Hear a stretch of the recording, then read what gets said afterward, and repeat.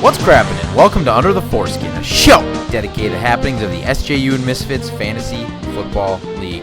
My name is Kyle. I'm the head of football operations for the Potomac Pretenders, the now 3-1 Potomac Pretenders, back on the winning train. Feels great. And I'm joined with a very special guest here in studio today. Not only is he the 2014 SJU and Misfits Fantasy Football Champ, but he's also hot out of the gate, round one in the clubhouse leader. 3-1, 411 points for, 317 points against. He's on a 2-game win streak, plenty of waiver budget left. Real solid team. I've been toting him all year. Tyler Olson, the GM of the Poughkeepsie Pandas, is here. Tyler, why don't you just give us a little bit of tip, especially for teams, 10, 11, 12, 13, 14, who are really down in the dumps this year. Would you give us some tips on what you're doing to have the number one team in the league? Well, gentlemen, I just got to say the Pandas, they're built on depth, not just 6th grade starters and a crusty-ass bench, although now it kind of looks like a crusty-ass bench, but, we believe in the Jets this year. That's really the key to the victory here. Brandon Marshall's putting up, 13, 14, 15 points every week. Standard. Thank you to Kyle for dropping me the Jets D. Really happy about keeping him for the rest of the year. No problem. Chris Ivory, Beast East. Now he's just the Beast because Marshawn, he's not the Beast anymore. Nope. But Pandas, we're built on receivers. Each and every year, we suck at running back, but we're always good at receivers. All right, I'll take that as a reasoning for why he's number one. He's got a nice, solid team. It's a long season, though. Brandon Marshall's not getting any younger. Beast East has been known to pull a calf or twist an ankle or, yank a dread or something. But, banking on the Jets, as long as they keep Fitzpatrick at the helm, I like your chances. But the second Geno Smith takes a snap, you're in trouble. So, best of luck to you the rest of the season. I do like your squad. Can't wait for the PP versus PP matchup. I do think we need to get a gigantic dildo for a trophy. Doubleheader for sure. And it can just be the PP square-off every year. Put that one on the mantle above the fireplace. That'll be nice. All right, so let's get into it. We're going to split the Week 4 wrap-up. What happened in Week 4? I guess first let's touch on the standing. As mentioned, Poughkeepsie Pandas at the top, 3-1, tied with Akron, Potomac, and Chernobyl, but 11 points in favor of the most points scored. 2-2 is the Butte Pirates, Tropics, Smugglers, Flutes, and Hollywood Hotties, as well as the Collies and Dodgers, so a big group at 2-2. And bringing up the rear, you have the Pipeliners and the Crapstone Prairie Dogs at 1-3. And last and most certainly least, and this may be the worst start we've ever seen. And Joel, I'm sorry. I feel like every week I bag on you, but it just keeps getting worse. 0-4, 256 points. That's 50 points lower than the Draft Dodgers and 70 points lower than just about everyone else. You have 412 points against. You play terrible team defense. That's 60 points worse than the... No, wait. 30 points worse, so 7 points a week worse than the Crapstone Prairie Dogs, who are right on your tail. And you're out of waiver money. You got $2, so you got... He's got number one waiver priority. You do have number one waiver priority, so if no one bids on anyone and you also don't bid on that person, you're going to get them. So you got that going for you, I guess. But, man, Waco, just a really rough start to the season. We'll be in touch this week about auction dollars and cash for next year if I can find anyone on your team that I think is fitting for a starting position on the Pretenders. So let's get into those matchups. Let's break it down. I'm going to kick it off, and Tyler's going to hit us with the last four. First off, the Hollywood Hotties traveled to Alaska to take on the Pipeliners. I feel like no matter the week, we're traveling to Alaska to take on the Pipeliners. They come out with a victory, 83-60. For the Hollywood Hotties, Jeremy Hill bounced back this week with 24 points. Good to see if you're a Hotties stakeholder. But lots of pedestrian efforts outside of that. A couple guys around that 10, 11, 12-point mark. And then some 1s and 2s and some 6s and some 7s. So I think the Hotties are probably lucky to leave Alaska with a win. Julio Jones did not show up this week, and that proved detrimental for the Pipeliners. He did get 22 points out of newly acquired Drew Brees, which was good. But other than that, no one else was in double digits. So really, really soft week for the Pipeliners. And I'm sure he's disappointed about not beating the Hotties.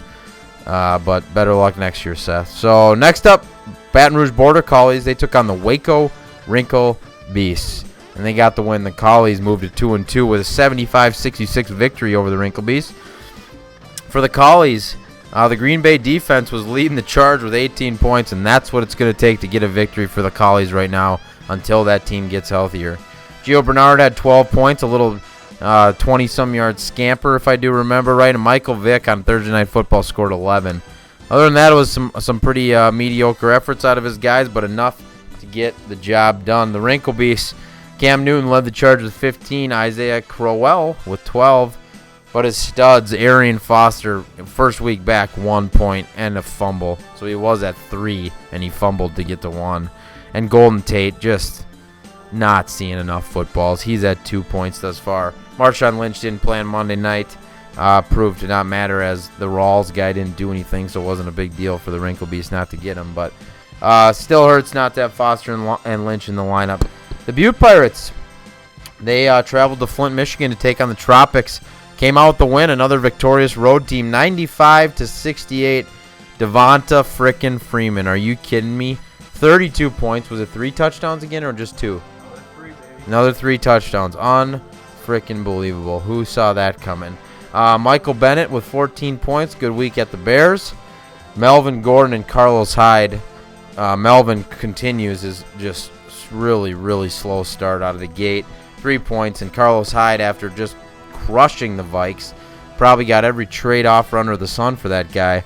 He scores another 2 points and is back into the depths of fantasy football running back rankings. For the Tropics, as much bad performances as the Butte Pirates had, the Tropics didn't show up either. Calvin was half an inch from 9 points. He only had 3. And then half an inch from 11 points, because that was a fumble that he lost, so he lost 2. So he was half an inch from 11 points. Jimmy Graham, not liking the teal and green in Seattle. He had 2 points. And C.J. Anderson, who everybody thought was the steal of the draft this year, had his best game yet. In fact, it equaled his total from his first 3 games, but it was still only 6 points. So tough week for C.J. Anderson, and continues to lose carries to Ronnie Hillman. I'm going to pass to Mike for the next 4 games that Tyler's going to wrap up for you. All right, gentlemen. Next up, we got the Dodgers versus the Smugglers. Standard play, you'd think the Smugglers would just crush the Dodgers, but lo and behold, Roger getting real ballsy with the starting the Ender Luck when he is not playing play. Believe it or not, gets him 0 points. Besides that, all he got was 20 points out of Doug Martin, 13 out of Graham Gano. Everyone else was below 9 points for a whopping total of 54. That's gonna drop the Smugglers to 2-2, 7th place. Dodgers, meanwhile, pick up their 2nd win of the year. 14 out of Matt Ryan, 21 out of Ejax. No one else in double digits, but without a starting quarterback for Roger, that's enough. Next up, we got the Dillos versus Skin Flutes. Skin Flutes, ballsy play with starting 10 Ginn. He gets 13 points for him. Tyrod Taylor comes a little bit back to earth, only puts up 13 this week. Le'Veon, still doing Le'Veon things, puts up 21. And Arizona's kicker putting up 16 for Treadle. You'd think that if he had a little more help from his other wide receivers and flex, you'd think he'd get the W, but not enough against the Dillos. Carlos Williams 13, AP another 15, and 26 out of Phillip Rivers, and gets him the W, 95-82. All right, next up, Pandas Prairie Dogs. Not going to say I called this game, but in my heart, I called this game. Worst player on my squad this week, A.J. Green with 8 points. Not saying, but just saying. Nice. Rusty Wilson puts up 15 for Dunner, 15 for Macklin, Ty Montgomery, the Devontae Adams, thinking he's going to be the Jordy Nelson of the Packers, is really just killing Dunn right now. Still getting plenty of production out of Forte. Put up 13 this week. I think he lost a fumble too, but he was just packing on the yards against Oakland. Yeldon posted over 100. Rudolph killed him, but Wallace, I don't know, semi made up for the difference. Put up 14 and a touch this week. The Pandas, like I said, we got Dalton at 17 with I think it was 321 in the touchdown this week. Marshall 128 yards, Forsett 150 yards. Ivory 166 in a touch, Fleener like 80 in a touch, DeAndre 150 yards, McManus, who knows, 10 points, 11 points. Jets D, thank you Kyle. Go Pandas. Last week we got Pretenders and the Tin Whiskers. There's your host, stomping on his team, loving the win over Aaron Rodgers, Brandon Cooks, something called Danny Woodhead, Lamar Miller with 3, Kelsey, Gronk Jr. with 2, love it, Vereen with 2, Arizona's D with 1. Tin Whiskers just got stomped. They're just not getting the production out of their squad that they thought they were going to get. Cooks is just killing them. Lamar, Kelsey, nobody's doing what they're supposed to be doing for the old Tin Whiskers this year. But they're still somehow 3-1, so they're going to be that 9-5 team going in the playoffs with 100,000 points and 1,200 against, but they're going to get in there. Meanwhile, for the Tenders, Terrence Williams, God bless Des Bryant, picks up 10. Late touchdown was what? Jamal picks up another 14 for him. Chucky Clay, new member of the Pandas, goes for what do you go for 111, yeah. 111 yards, something like that. Touchdown called back too. Oh yeah, he's too good. He's gonna be a nice player for you. He's Antonio Gates Jr. We'll get to that on trading block. It's coming. And Carolina's D, 18 points. Go Tenders. Yeah, I just want to chime in a little on that big win this week. You know, with Rob Gronkowski on the bench, you know, expectations were really low in Potomac. Bradford in the pooper. Kaepernick, yuck. I mean, I'm starting David, or is it Derek Carr? What is his name? D. Carr. That's Derek Carr. I'm starting D-Rock Carr, and I'm terrified. And, you know, not a lot around him, not a lot of support. Fortunately, the Tin Whiskers did lay an egg, but I put up a respectable 88 points without Gronkowski. I'm really happy with myself. Looking forward to next week as we move into Week 5. Feels great to be 3-1, tied at the top. Definitely feel better about my team than I do about Chernobyls' team. Ew. So let's move on. Waiver Wire Wednesday. Here we go. It was a little bit quieter of a week, but Ahmad Bradshaw still went for $30. I don't believe he's on a team yet, but he was doing some tryouts. $30 to the Baton Rouge Border Collies. Next highest bidder was 14 for the Narbonne Butte Pirates. Booby Dixon, my favorite player in the NFL, just because his name's Booby, he went for $15 to the Duluth Draft Dodgers. I don't believe there are any other bidders, but nevertheless, a good $15 spent. As he needed that for the LaShawn McCoy handcuff with Carlos hurt and LaShawn hurt. Tavon Austin went for $17 to the Hollywood Hotties. He will never start. Yeah, I can't see him cracking the lineup of the Hotties. They got a great-looking team that's not playing well, but nevertheless, Tavon seems like 5 targets over the year and 3 touchdowns. Good luck holding that pace. The trading block. When I wrote up my little notes for today, there were no trades worth talking about as some defenses were shipped for some crusty players. Crusty players were dropped. Defenses were picked up. It was quite a rigmarole this afternoon.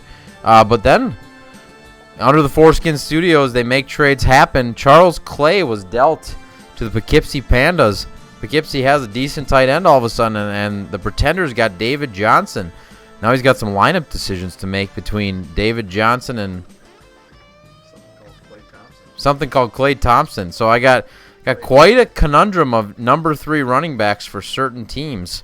That's going to be my RB2 this week. Look out, whoever I'm playing. Speaking of who I'm playing, let's get into the picks for this week. Last week I went 5-2. Another solid week brings me to 19-9 on the season. You're welcome if I pick you. But let's kick it off right away. Pretenders versus Smugglers. I hate to do it. I'm going Smugglers. I really like the Smugglers team. I got some fantasy envy of the Sioux City Smugglers. And outside of Jamal Charles and Rob Gronkowski, I don't like my chances at any position. Besides kicker and defense, which I call a draw, but whatever. So I'm going Smugglers this week. Ole, who do you like? Sorry, Kyle. I got to go with the Smugglers again. He's got a better team. He's just got a better team. He had way more money in the draft, had better keepers.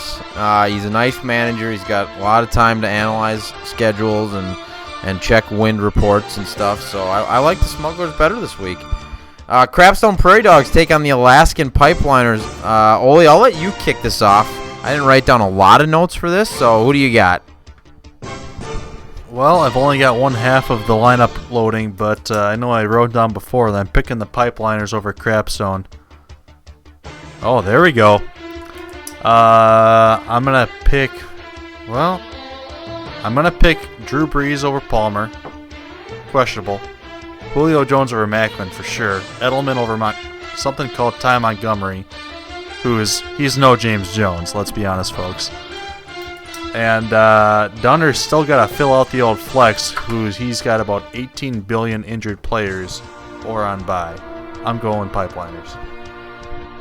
Yeah, I also got Pipeliners this week. The Crapstone Prairie Dogs are super thin, and with nobody in at flex and not a lot of positives looking his way, I just think the Pipeliners are better top to bottom, and that flex position is going to play a big role. The Buffalo Armadillos are traveling to Poughkeepsie, take on the top of the heap, Poughkeepsie Pandas. I don't love CJ Spiller this week for the Pandas. But Carlos Williams, in my book, will not play. He's still in concussion protocol. We're already on Wednesday night. I mean, there probably isn't a lot of brain in between those ears as it is, so the chance of it healing is very low. So I'm going Pandas. I like his team top to bottom. I've been toting him all year. He's got some bye week issues this week, no question about that. But the Dillos also don't have Adrian Peterson and are probably looking at starting Sims for Tampa Bay. So I'm going Pandas this week. Tyler, you going the same thing? Believe it or not, going Pandas. I figured he'd go on Pandas. So Duluth Draft Dodgers, they travel to Baton Rouge, take on the Border Collies. Saturday LSU game just got moved to Baton Rouge, and now the Collies will be playing there on Sunday. This one's going to be a tight one. It might be an ugly tight one. I'm trying to think of things that remind me of ugly and tight. No comment. I was going to go a little more personal than that, but I'll hold off. Yeah, I'm going to go Collies. I think it is going to be a tight one, but I think Cobb and Sanders carry the Collies this week to another victory. They've definitely defied odds so far, being 2-2. They could very well be 0-4 with the luck they've had, so I'm going Collies. I believe in the Dodgers. I think they're going back-to-back wins. They got, it might be the first time ever. I believe James Jones, the newest Dodger, is going to be the difference maker. Like Abdullah against Arizona, he's going to put up his pretty standard 3 points. Ellington, who the fuck cares? He's not playing. Crockett Gilmore, Jason, I know you love his name, but he's not putting out 5 points. And Garcon for sure is not going to score another touchdown this week. But, also you got Vic starting at quarterback against San Diego. He's not putting up 15. Kyle, I think, wants to change his pick, but out of respect for the segment, he's not going to do it. Go Dodgers. All right, this is the next matchup. I got a lot of scribble marks. I got the Gnawbone Butte Pirates circled twice. I got the Chernobyl Tin Whiskers circled twice. It always kills me to pick Zach, but I'm going to pick Zach. even though Rodgers at home, even though Kelsey I think has a decent week when he's catching a touchdown in between Jamal Charles' 3 touchdowns, there's no fumbles this week. There's just too many holes in Chernobyl's lineup. I saw it, firsthand last week when we were sideline to sideline, and the team's just not good. They shouldn't be 3-1, and they're going down this week. I'm picking the Butte Pirates, and I'm scrunching my face up like I said I would. I think it's a big week for Jordan Matthews, and Devonta Freeman looks like the real deal. We'll see with Tevin Coleman back in the mix how that shakes out, but I'm going Butte Pirates. We're picking Pirates in this one. The Tin Whiskers, they just got a crusty ass lineup, but there's no other way to put it. Cooks hasn't done anything. Jeffrey hurt as all hell. Woodhead, great week 1, crusty rest of the year. Vereen, I mean that Giants backfield is just terrifying. Kelsey has just not been getting the love he deserves from Alex Smith, so I'm definitely going Butte Pirates on this one. Skin Flutes take on the Flint Tropics this week. We're saying this game is in Saskatoon. I feel like we've been in Flint the last few weeks. So Skin Flutes home, and that home field advantage is going to give them the edge they need. I'm calling the upset special of the week. I have absolutely no facts to back this. I think Dinger has a much better fantasy football team than the Saskatoon Skin Flutes. But nevertheless, I am going Skin Flutes just because we need an upset special in this league, and I think the Tropics are due for a bad week. Tyler, that's tough math to follow, but what do you got? I'm going to roll Tropics on this one. I just believe their team is just going to roll over the Flutes. They got Kamar Aiken versus Calvin Johnson, Eddie Royal versus Keenan Allen. That right there, you got me sold. Tropics it is. That's probably fair and good deductive logic there. So the Hollywood Hotties wrap it up. They take the Waco Wrinkle Beasts on this week. We're saying this game's in Waco. Tough place to play, not really. Tough matchups for the Hotties. I don't think it matters. I'm going Hotties this week. Foster and Lynch might both see the starting lineup and might both actually play. But I gotta see the Waco Wrinkle Beasts win a game before I pick them. I'm going Hotties. Now I'm going upset special, baby. We're going Marcus Mariota, Michael Crabtree, Golden Taint, Arian Foster, Skittles Lynch, Jason Witten, the Crow, Big Dick Janikowski, St. Louis D.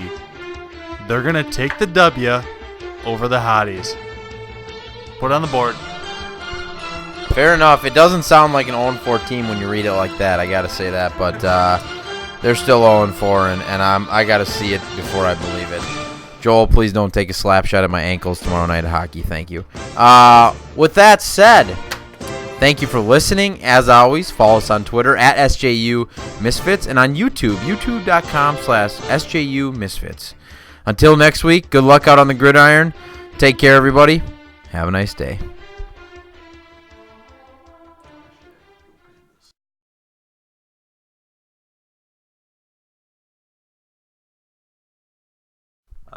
I'm going to go Pirates for me as well. When you watch the All-22, you can see those Devonta Freeman. You know, he goes sideline to sideline. He's got it all. Believe it or not, Zach, the Freeman for James Jones trade would have been in my favor. But I don't fucking know. Let's just go 3, 2, 1. 3, 2, 1.